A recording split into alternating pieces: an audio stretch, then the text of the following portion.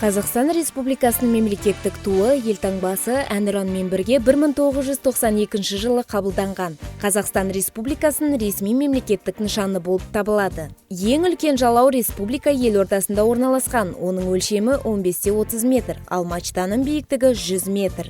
Тәулік бойы мемлекеттік тудың қолданылуын бақылауды Нұр-Сұлтан қаласы Есіл ауданы әкімінің мамандары және қызмет көрсетуші мердігер жүзеге асырады. Мемлекеттік ту ашық, бұлтты және тыныш ауа райында орнатылады. Жауын-шашын жағдайында орташа деңгейде, ылғалды ауа райы күндіз уақытша жоғарылайды. Елорданың қатал климаттық қолайсыздығында қатты жел тұрады. Желдің жылдамдығы 8 метр секунд және одан жоғары.